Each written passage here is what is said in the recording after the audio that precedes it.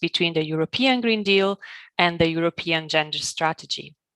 I'd like to thank our panelists, Megan Richards, Eva Gerhardt, Anniki Lamp for joining us today, and Daria Nochevnik and the WEX Foundation for organizing this event with us. Since 2017, the Florence School of Regulation has been on a journey to improve inclusion and gender equality within the school and its activities, and at the same time to inspire the wider energy sector to do the same. With the dedication of our diverse team, our Lights on Women initiative is committed to promoting, training, and advocating for women in energy and climate. Our annual Lights on Women scholarship and energy expert list, or collaborations like the one we are building today with the WEX Foundation, are some concrete examples of our commitment. Together with our global partners, we work to increase the visibility, the representation, and the participation of women in energy, starting, of course, from our own events and training courses, and strengthening inclusion and equality in the energy sector. Without further delay, it is with great pleasure that I give the floor to Ms. Megan Richards, Advisory Board Member of the WEX Foundation and former Director of Energy Policy in DG Energy, to introduce our excellent lineup of panelists today and start this very interesting debate. Thank you very much. Thank you very much, Ilaria. And thank you very much to the Florence School of Regulation for helping us host this. The Florence School of Regulation has had a huge impact on making sure that people understand and know what energy regulation is about, how it works, and passing on the very good EU best practices to other people around the world and exchanging those best practices everywhere else. So I hope that this will be another example of a good practice that we can also pass around to others. So I'm Megan Richards. As Ilaria has said, I'm a member of the WEX Advisory Board, and I was a former Director of Energy Policy in DG Energy. For those of you who don't know the Women in Energy, Climate and Sustainability, or WEX, it's a Brussels-based not-for-profit foundation, which was established to facilitate the transition to climate neutrality and green growth in Europe, and globally, of course, by fostering gender equality and women's leadership and unlocking a diverse talent pool in the energy, climate and sustainability ecosystem. So I think that this is a time in the history of the world where these three aspects are really coming together. We've seen both in Europe, but also now with the new Biden administration, a new push in moving forward on equity issues, on climate change, on clean energy transition. So it seems to me that this is a really good time for us to be addressing these issues to make sure this dynamic tsunami of positivity, let's call it, goes forward. So the topic of today's discussion is fostering synergies between the European Green Deal and the European Gender Strategy. And this is very much part of the DNA of WEX. In fact, it's one of the objectives of the foundation. And we're very pleased to discuss today with policymakers from the European Commission working on the implementation of both strategies on the ground. So I'm very pleased to welcome Eva Gerhardt, who is the Deputy Head of Cabinet to Commissioner Dalli, who is the Commissioner for Equality in the European Commission. And this particular commission under Ursula von der Leyen as president, first time we've had a president in the European, first time we've had a woman as president in the European Commission, and first time there's been a commissioner specifically for equality. So that's very important and useful. Eva, welcome. And also Anniki Lamp, who is a member of Cabinet and Communication Advisor to Commissioner Simpson, who is the Commissioner for Energy under the new European Commission. So what we'll do today to give you an idea of the running schedule is that we'll start with some brief presentations, primarily by Eva initially, and Anniki will come in if there's some other things to add. And then we'll move on to a discussion. I have a number of questions to ask the two, and I think these will reflect many of the questions that people in the audience will have as well. But of course, if there's time available, we very much welcome questions from you, and I will try to accommodate as many of those as possible.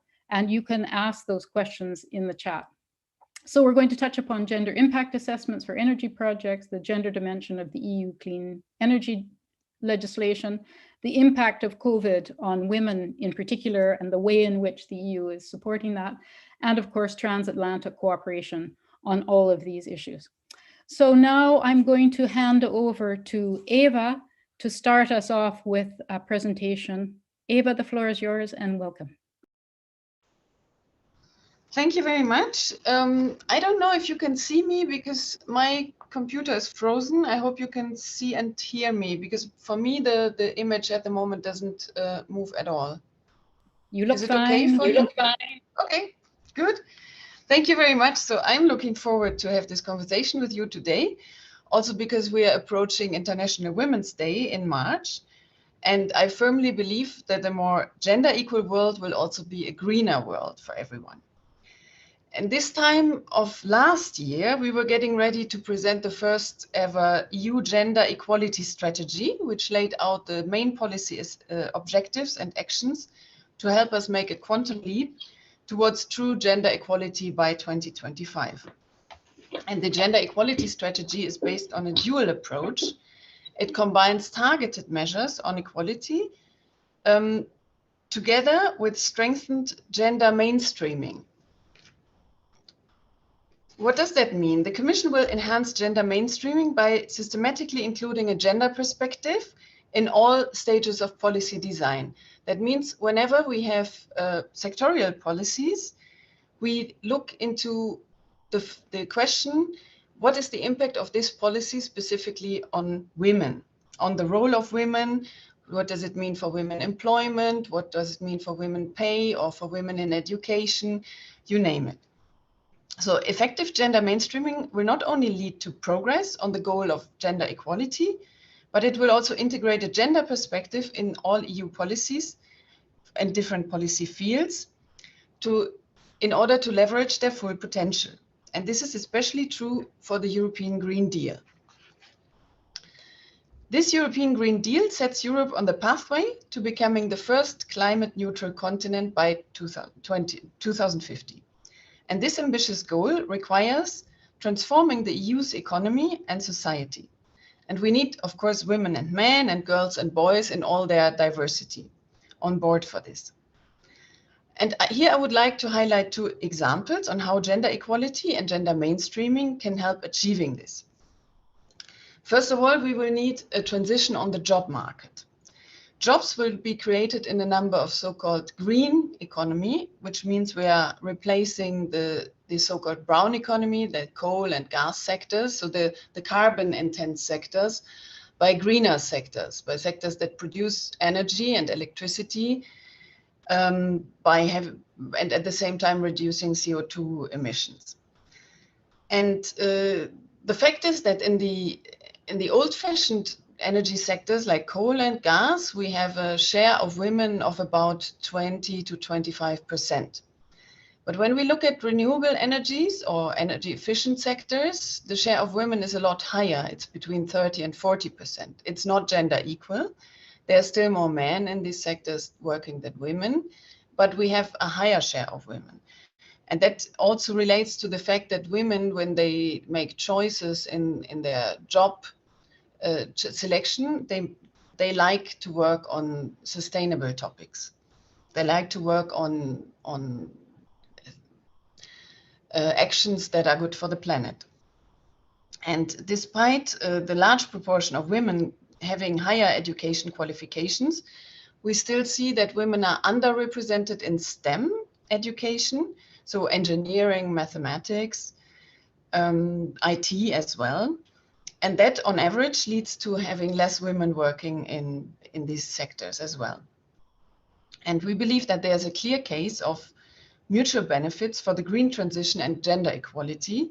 So one of our actions is that we want to reduce the gap in STEM education, both in order to have more women in employment, but also to reduce bottlenecks in the labor market for the green transition. So to have more people available for the green sector.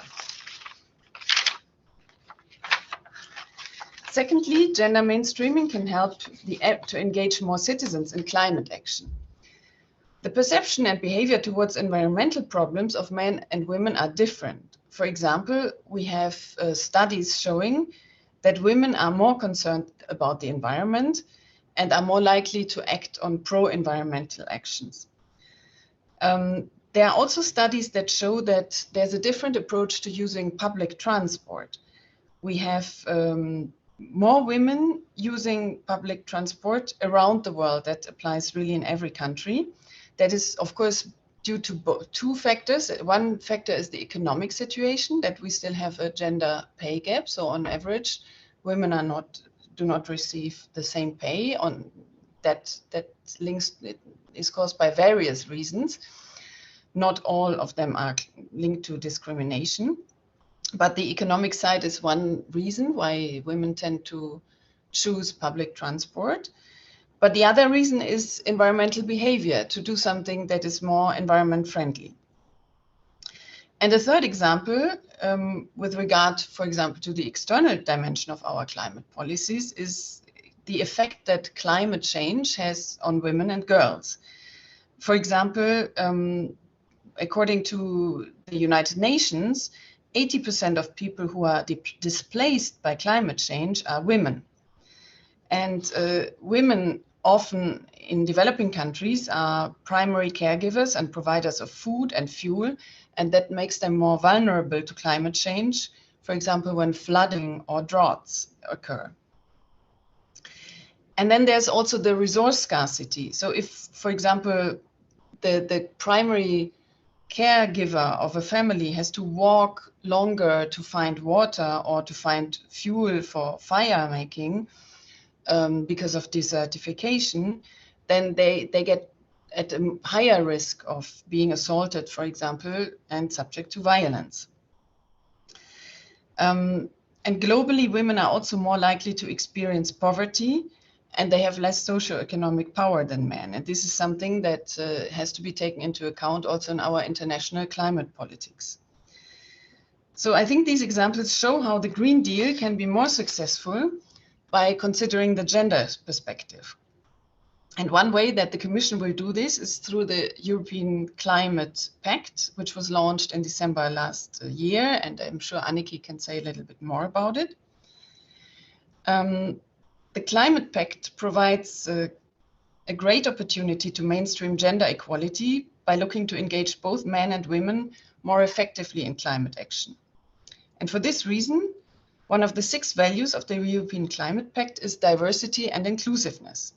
This commitment involves breaking down barriers to climate action resulting from gender, but also age and, for example, for people with disabilities.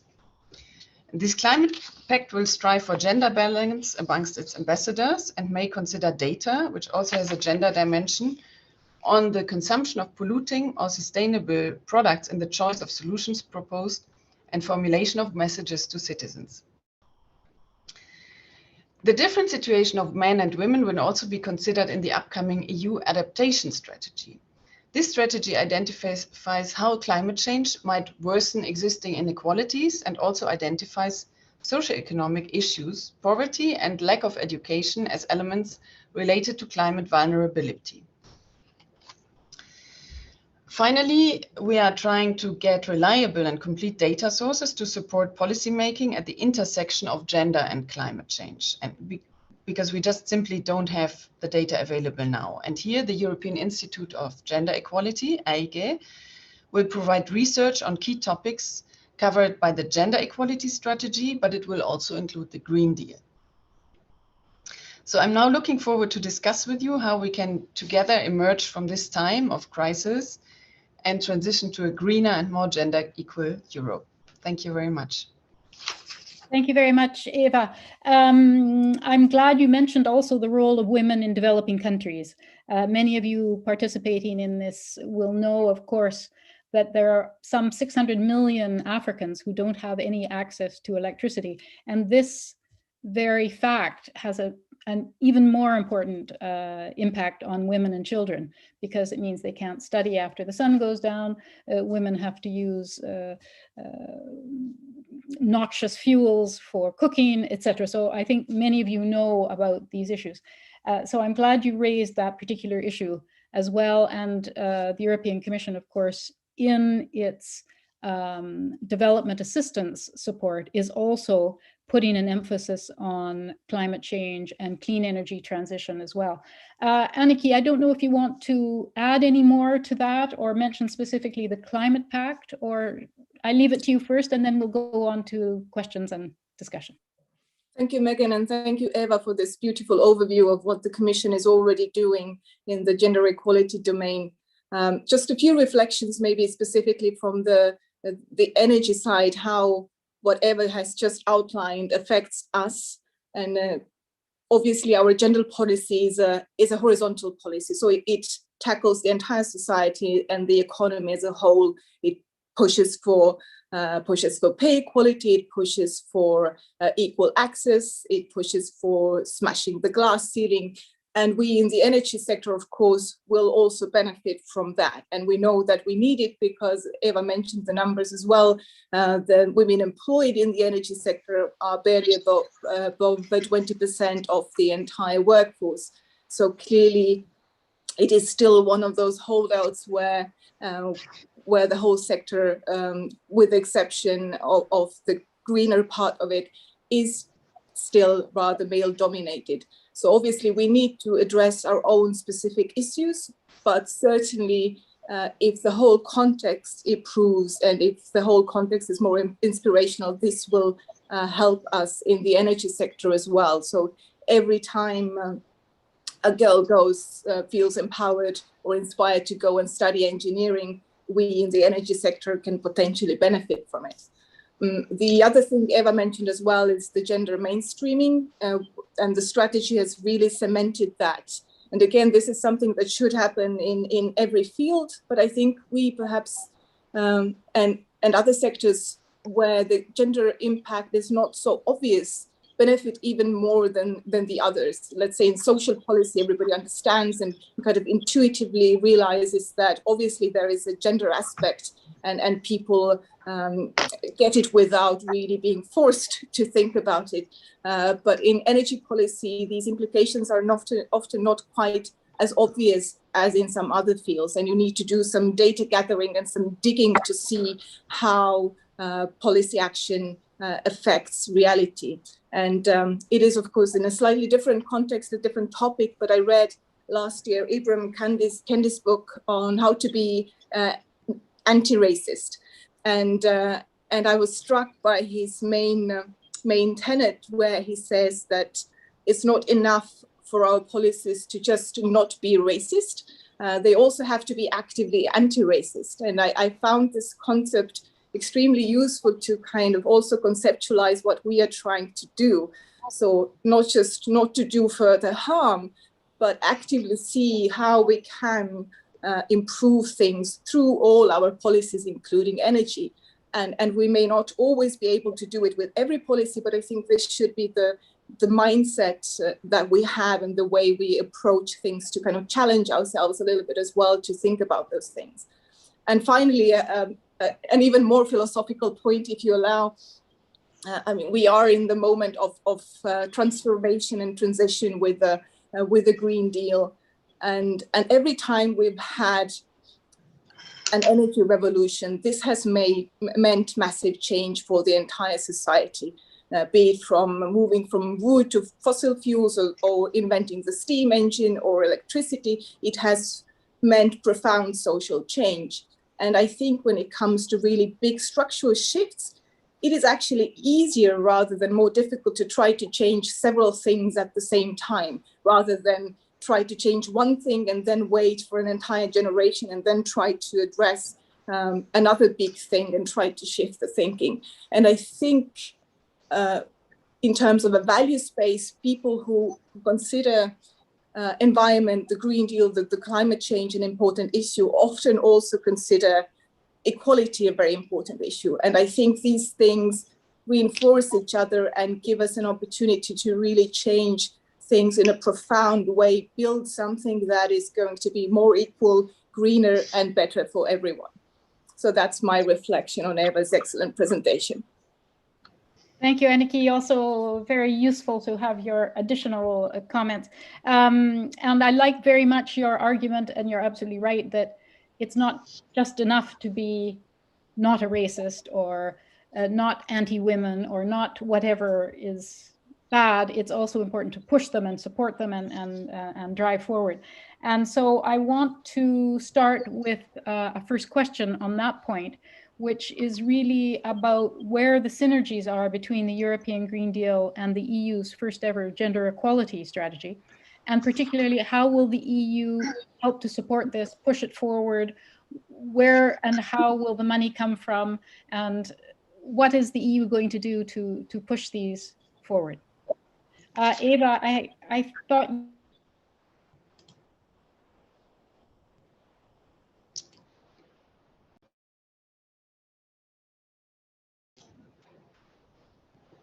Thank you. Now we can hear you at least. And see you. Excellent. Okay, good. So yeah, thank you very much. Yeah, in terms of the synergies, I think I spoke already a lot about it. I think things are already changing. We're seeing a lot more women already working in the energy sector, and as it's especially in the green sectors. But we can do more, of course, to increase the synergies between the Green Deal and the gender equality strategy. And one thing that we thought we should work on is the issue of gender stereotypes, because gender stereotypes, they get into people's heads already at a very early stage, for example, in school or even in kindergarten. When girls are taught that this is not for you because football is for boys or mathematics is for boys and you should play with dolls and you should draw nice images and it's for the boys to do the climbing and the wild games, then this gets enshrined into the minds and into the thinking, and that limits possibilities and it limits choices later on in life. So we believe that the fact that we have only about 24% of women in STEM studies is also a result of these gender stereotypes that leads to a self-limitation of women in terms of their choices. And so we think we should also address this in school curricula. Of course, we have limited competence when it comes to education policies, but where we can do it is, for example, in terms of the media and in terms of how we ourselves communicate. So we are also trying as the Commission to communicate, when we communicate, for example, with images, that we show images that are more diverse and that we show also women in energy policies as decision makers or as workers in roles that we would usually have rather thought of were man roles. A good illustration for this is the transport sector. In the transport sector, we have only 22% of women working. And it's very hard to address this and to change this. So we need more women's voices in decision-making in this sector to have also more women in the end as role models. For example, female pilots or female drivers or women leading big transport companies. If you think of the big transport of car companies, you see very few women in decision-making. So on women in decision-making, we have, of course, the political side, the share of women in parliaments, where we have about 32% of women. But when it comes to leading governments in Europe, it's a lot less. And then you can count the female ministers. And if you look at ministers, it's often the ministers for health and for education and for family and for equality are often women. But the ministers for finance and for transport and for defense are usually men, with some exemptions. So we think stereotypes can help to change role models and to have more role models for women and to get more women into the decision-making roles in these sectors. This is where our gender equality would help with not only with the Green Deal, but also with the Green Deal. Okay, thanks. And Annika, maybe I can ask you to add a little bit more. I mean, one of the issues that was raised in the comment, and I know it also very well, is the impact of energy poverty on women, which affects women more so than men. And in fact, if I'm not mistaken, the people most affected by energy poverty are single-family households and people over 65, which of course tend to be more women as well. So maybe in that context too, you'd like to add a little bit here. You are absolutely right, Megan. I hope you can hear me. I'm just checking that I'm not muted. You're absolutely right. I think this is one of the most obvious examples where we already know that our policy affects men and women differently, because there simply are more women at the moment experiencing energy poverty. And this is also one reason why we pushed very hard for the renovation wave, our initiative to double the renovation rate in the EU in 10 years and really help people to make their homes more efficient and slash the energy bills. So this is certainly one area where the difference comes from the way the society is currently structured. So you simply have women through no fault of their own in situations, in more difficult situations where they are experiencing this challenges. But this brings me also to one fundamental problem that we have. I assume in many areas relating where we are looking at gender, but in energy specifically, this is lack of data. We don't really have much gender disaggregated data in our field. And even on energy poverty, where we have a little bit more data than for many other things, data that would allow us to make conclusions based in gender is very scarce. And we're trying to address it now through the Energy Poverty Observatory and kind of gather what is out there and also ask for more and have this basis on which to make good policy, because that is obviously an important input. If we want to make something better, we need to know how things are at the moment.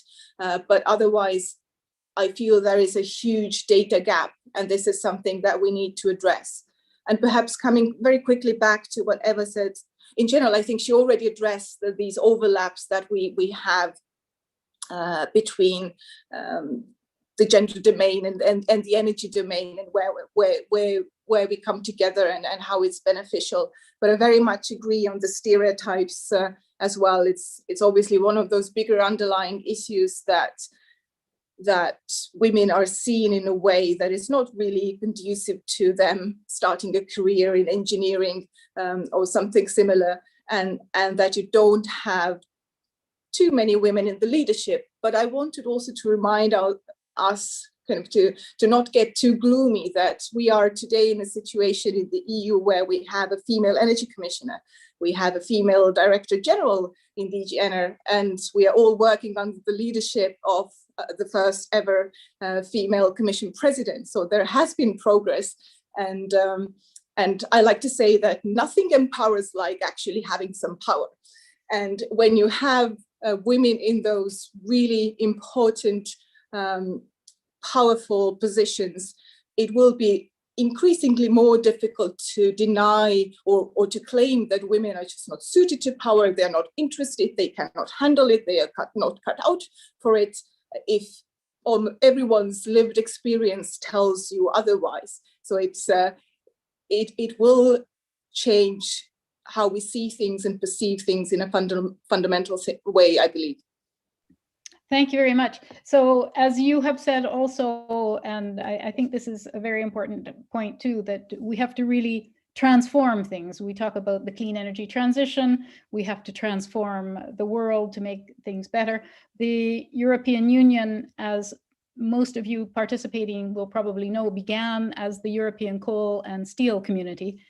So think of the changes that have taken place. I mean, it took quite a few years, but nonetheless, huge changes have been made then. So I want to come to another question now about the gender impact assessments, and Eva, to ask you specifically about what kind of strategic projects will be designed to contribute to Europe's transition to net zero, and how will the gender impact assessments help in this regard? I mean, will this help us drive forward on all these changes?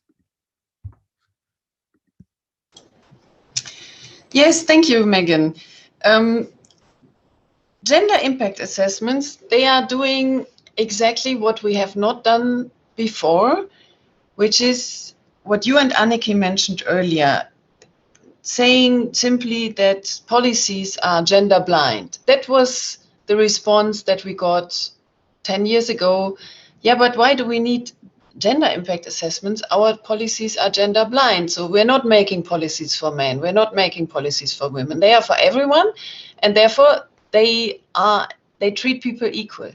But a gender impact assessment looks exactly into this.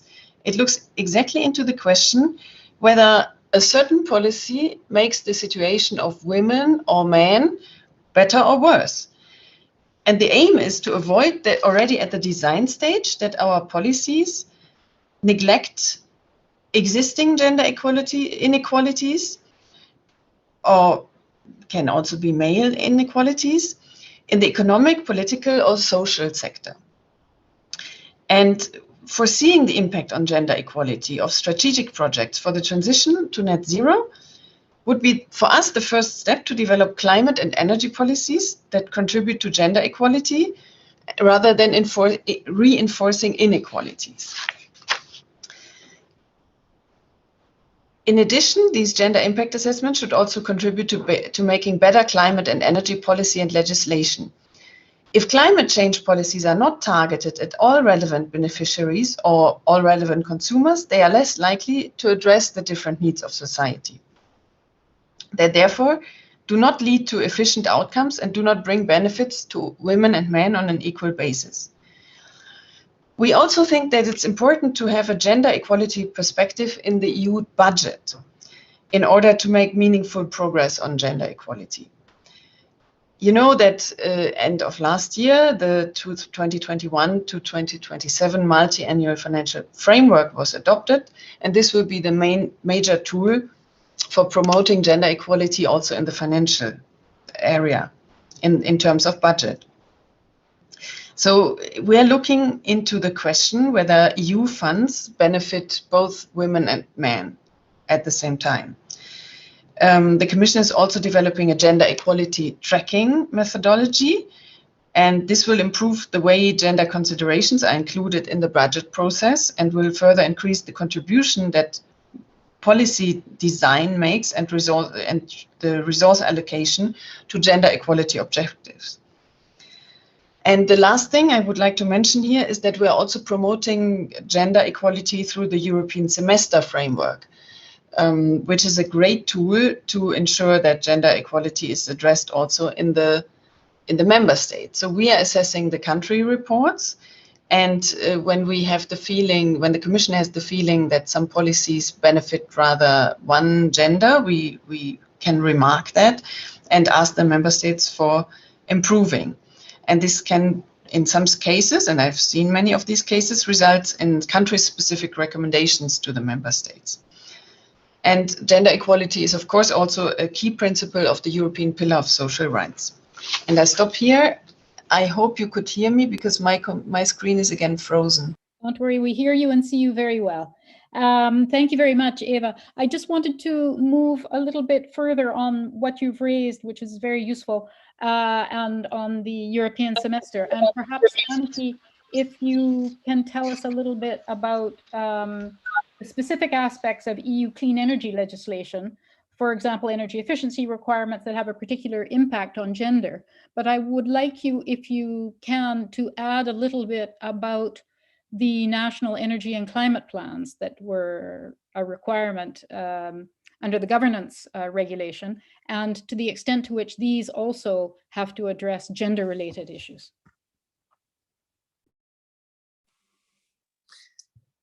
That's a difficult question, but I will come maybe to it from a slightly different angle, because the national energy and climate plans will need to feed into the recovery and resilience plans that the countries are now preparing, and I think we will come to the COVID impact in a minute, and Eva will tell us about it as well. And their countries need to also reflect how what they are planning, how the stimulus that they are planning is also affecting the gender issues, or specifically, actually, they have to tie to the European Pillar of Social Rights, where we obviously have gender equality and equal opportunities as the two main pillars. So there is this aspect to everything that countries are preparing under the Recovery and Resilience Facility, which includes a sizable portion of money for climate and energy. It's actually 37% in this specific recovery facility. So it is a lot. And maybe a general point, I mean, obviously, I deeply believe that assessing the impact on gender of all our policies that we have is of extreme importance. But what I think is useful is to make sure that this aspect is integrated with processes and tools that we already have, so that we don't do it in isolation and have specific people who only deal with gender issues and do it in their own silo, and then maybe not taking seriously enough or don't have the impact they would like to have on the policy as a whole, or on the impact assessment as a whole, or whatever we're trying to do. So making sure that this extremely relevant aspect is always part of our thinking, and not only something for specialists or something for people who really care deeply and think about these things every day. I think it is very important. And when we discussed just before the broadcast what is happening, for example, in DG Ener, where my colleagues have a gender equality network where they discuss these things, also maybe enlighten their colleagues a little bit and make sure that in every policy discussion this aspect is reflected. I think these kinds of initiatives are very, very important. Thank you very much, Anneke. I'm sorry if I keep looking up, because we have photovoltaic panels on the roof and they're shedding snow, and the snow keeps crashing down. So if I look distracted, it's because of that. So far, the house hasn't collapsed. Well, let's go on to another question. I wanted to ask that the European Commission and the Union and the member states have set very ambitious goals for achieving net zero by 2050. And of course, the gender equality strategy is also very important. And I'm just wondering how you see gender equity by 2050. Do you think we will be able to achieve gender equity by 2050 as well? I leave it to either of you to answer that one. Okay, if you want, I can come in on this one first. So the first question is, what do you actually mean by gender equity or by gender equality? You can look at the decision making, and here I already mentioned it. In politics, we are slowly getting better, but there is significant progress. Then you have the decision making in companies. There we see also a lot of progress at national level, but the Commission proposed legislation, directive on binding quotas for women in company boards. And this proposal has been blocked in the Council. The member states did not want to progress with that, so we are not even getting close to any adoption of this. So there are just some member states which are opposed to having the EU legislating on this, although at national level we see a lot of legislation. And where we have legislation, where we have binding quotas in member states for company boards, we see a huge improvement. And for me, that is also one of the proofs that quotas are sometimes needed to have a push at least in the beginning. And then maybe from a certain moment onwards, we don't need these quotas anymore. But to change the thinking and to get the role models, we need this. Then gender equality can also mean in terms of pay and in terms of pension. And here in Europe, we still have a significant pay gap. which is currently at around 14%. That means women earn 14% less than men on average. And this pay gap has several causes. This is, of course, linked to the choices that women make. And this is what I referred to earlier, that there are just more women that choose lower paid jobs, like becoming a nurse or becoming in a hospital or becoming a teacher. And men often make choices that lead to better paid employment later on in life. That is one of the reasons, and that is the explained part of the gender pay gap. But there's also an unexplained part of the gender pay gap, and that can be explained by discrimination, because in a situation where men and women do the same work or work of equal value in a company, that in some companies the salary is still different just because the women have not negotiated well enough in the job interview and therefore end up with a lower salary. And to address this situation, we would like to make a legal proposal for a directive on more pay transparency on the 3rd of March, ahead of International Women's Day. So we are planning to present that in 2 weeks in college. And this will lead to the fact that companies have to report on their salary levels, and that will give employees the possibility where they can spot discrimination, they can also go against it. So the pay gap and the pension gap is another aspect of equality.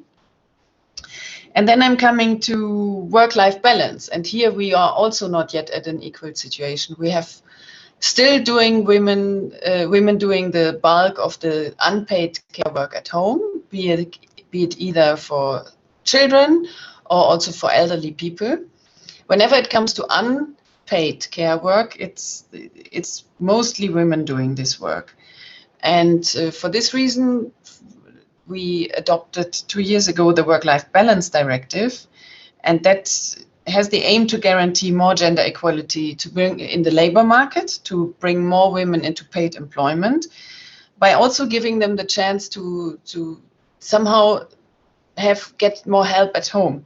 So it should help women to find more care, like nursing places for the children, creche and so on. But also it gives better rights for men, for parental leave, and creates incentives for men to assume an equal share of caring responsibilities at home. So this directive is in force, but it will only be transposed by the member states. It is the transposition deadline is in June 2022. So member states are at the moment busy transposing it, but we're hoping that this will also contribute to having a more equal share of work-life balance and care, and help women to get into full-time employment and reduce the pay gap and the pension gap. Great. We're running low on time, so I'm going to jump to the next question. Eva, I'm glad you raised the issue of women working as teachers and nurses often, but also because those of you who are participating probably thought you would avoid the discussion of COVID. I'm sorry, we have to bring COVID in. And that is that many studies have indicated that the economic and social impact of the COVID pandemic have been particularly hard on women in terms of coping with family responsibilities, loss of work, or the extra burden of being essential workers. And I'm just wondering if you can tell us which of the EU COVID relief packages, are there particular measures that are aimed at improving the lot of women? Perhaps you could start on this, and Anniki as well come in. Yes, thank you. Yeah, indeed, women are overrepresented in these frontline jobs, in care and health jobs, which is sectors very hard hit by the crisis, and also jobs where it's very hard to go on teleworking. You can just not do some jobs from home. And it is clear that the EU reply to the crisis had to be gender sensitive. And one of the main tools for the recovery is the new Recovery and Resilience Facility that came into force also end of last year and sets clear requirements on gender equality in the national recovery plans. And so under this regulation, the member states have to draw up national recovery plans, how and what they want to improve in their economies and where the EU money will go. And the Commission will assess these national plans carefully to see that the plans are in line with the obligations. And one of the obligations is that the member states say in how far their national recovery and resilience plans will improve the situation of gender equality and equal opportunities for all. So there's also mainstreaming required at national level, and that will be an aspect the Commission will assess, and the Commission can also send back recommendations to the member states when they think the national plans are insufficient in this respect. I don't know if Anniki wants to add something to this. Actually, Anniki, can I ask you to add to this, if you like, in the context also of two other questions that I wanted to ask you specifically.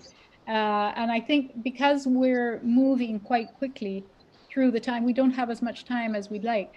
Can I ask you to add to that when I ask you two other questions about the other issue that is on everyone's minds, and that is what is going on in the United States. The new Biden administration has, of course, introduced a whole series of equity, gender equity, racial equity, sexual preference equity issues. It's also, of course, agreed to regain the United States' position and place in the Paris Climate Agreement, which is very important because they were one of the important factors in making sure that that agreement came to exist, rolling out a comprehensive clean energy transition. And so I wanted to ask you about how you see better transatlantic relations on all these issues between the European Union and the United States in the context of the new administration there, but also how will better transatlantic cooperation help spur other regions to raise their game in all these areas? Of course, climate is one of our most important issues, but we want to make sure all these aspects are addressed. And can we have better multilateral cooperation between EU and USA that will help drive the whole world forward? And of course, answer as well based on the previous question. Thank you. Just very quickly to complement what Eva said on the COVID impact and the impact on women. Indeed, I already referred earlier very quickly to the link that is there between the recovery plans and gender equality and equal opportunity. So this is there, but also so this is a very concrete thing, but looking at it more broadly, we know women have been harder hit, not only because of where they work, but also because they are now expected again to take on an additional burden at home. Some are trapped in abusive relationships and have nowhere to go. And these are issues, social issues that you cannot really solve overnight with one specific financial boost or one policy. But what we can do at the moment is try to make sure that the pandemic ends as soon as possible. So I would say that every policy the Commission has put into place to get the vaccine out there and to get the economy out of the crisis is basically a gender policy to make sure that we at least revert to the baseline and then hopefully take it from there and improve the entire situation. So I think everything we are doing at the moment is also for that. But coming now to the US, of course, we are excited. But I have to first also, to be fair, to say that in the field of energy, our cooperation with the US administration was also great during the previous administration. So we've had several points on our agenda where we had interests that coincided and we could work together, and we did work together. So our cooperation worked very smoothly. But of course, there is an added level of excitement to work with a partner who is now on the same page when it comes to climate change and many other issues that you mentioned, where we feel that maybe in terms of values we are closer than we have been for a while. And this was also reflected in the fact that the Commission already in December came out with a new US agenda for global change, where obviously climate issues were, together with tackling COVID, were really at the core of this agenda that we set out. And this is the year also of COP26, which is an extremely important year for tackling climate change globally. So we have those areas where we can, and I'm sure will, work together very closely, also on green trade agenda, on sustainable finance, and we're looking forward to also continuing our energy dialogue, which is kind of formalized form of cooperation. So looking forward to working with Jennifer Granholm and also Gina McCarthy and John Kerry as and when appropriate. And I do think it will galvanize the world as well. I think it really does make a difference when EU and US, I mean, we have the critical mass to sway the others and make them think twice about certain aspects of their policies. And we already see this happening. I mean, the news from South Korea or Japan or South Africa or even China in terms of committing to climate neutrality. I mean, this is already showing that there is a momentum, and I think this will only increase. And I hope there will be now a race to the top rather than a race to the bottom. A little bit of competition in this field, I feel, is a very good thing when different parts of the world want to show leadership and want to show that they are actually the best and doing the most. This is only good for the planet and only good for women and equality in this other domain. And to add a final thought, you know, one thing is that we hopefully, together with the US, but also others who are taking the lead, inspire others to take action, but also together we can do more to help those who need help. And we have talked today how even in the EU, one of the most developed parts in the world, when we look at energy and women, energy and equality, the situation is not that great. We have issues to address and we have problems, and this is obviously much more pronounced in many other parts of the world. So we are already addressing this as the EU through our external action, and we have a specific action plan for gender equality, and that has a little energy element as well. But we can definitely do more when we are not alone and have a powerful ally that US can be for us. Thank you. I think it's really important for, as you said, to have these two huge economic powerhouses be able to show that sustainable economic development is possible, that we can have a clean energy transition without losing the social well-being that comes with economic growth. And I think this is a particularly important message for developing countries as well, many of whom have very difficult situations relating to air pollution, environmental degradation, and of course, as was mentioned earlier, the role of women in many of those countries who don't have the same level of education, health, living standards that people in other countries do first, and also vis-a-vis men. There are a number of questions in the chat, many relating to the issue of data. We need more data, better studies. There's a very detailed and interesting one about the role of gender impact assessment, which unfortunately I don't think we'll be able to get into because we just don't have enough time, but perhaps we can, and also Eva has already answered a number of the issues relating to gender impact assessment.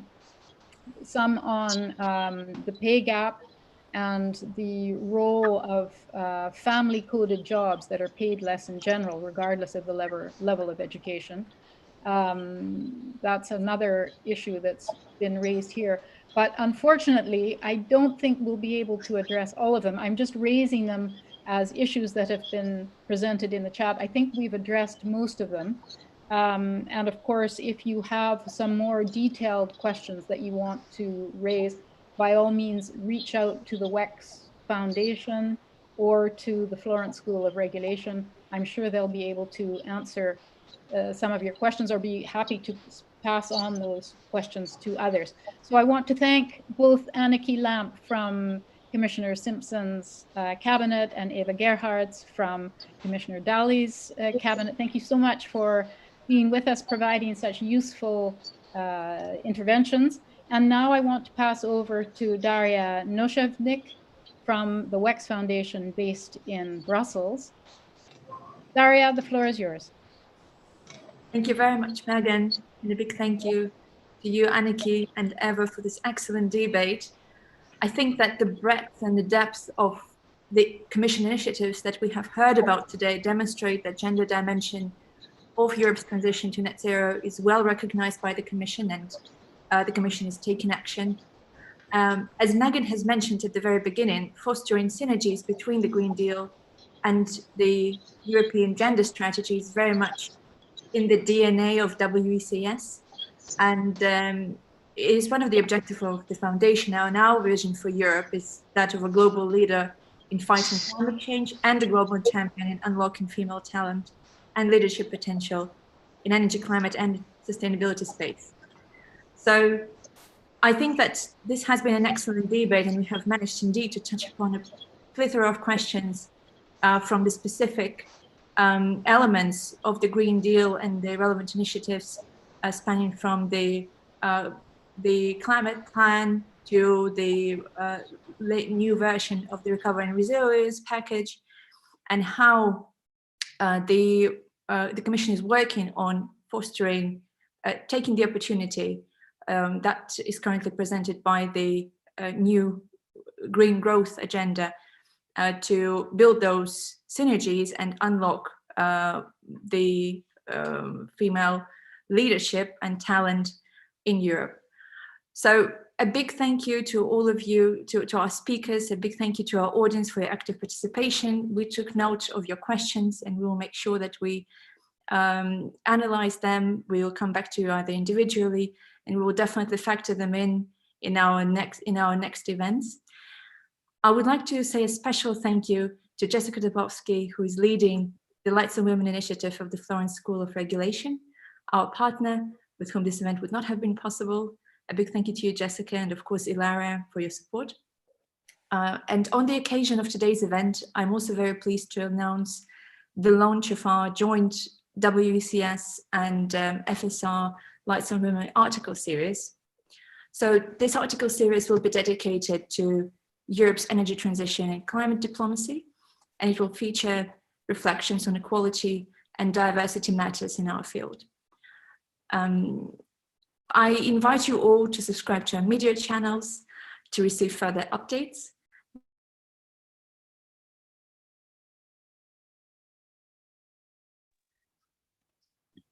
Daria, we've lost the sound.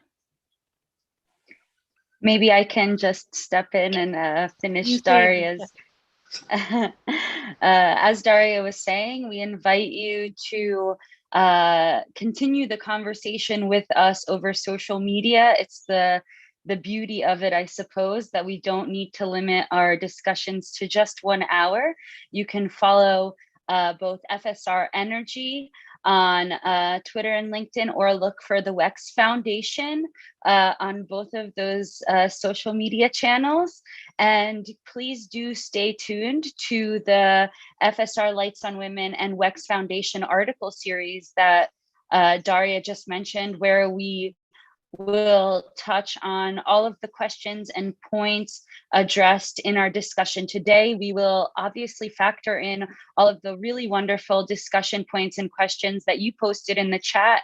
And a big part of the focus of the series, of course, will be to invite women working in energy, not just in Europe, but globally, to share their expertise as we've done today in this online debate. So stay tuned for that article series. Stay tuned on our Twitter channels. And we really hope you enjoyed the discussion. Thank you so much, Megan, Anneke, Eva, and Ilaria for joining us today, and again to Daria for organizing this session with us. And without further ado, I will close the session. Thank you so much. And remember, the live stream is up if you want to share the link, and we will be posting highlights shortly after we're done here later.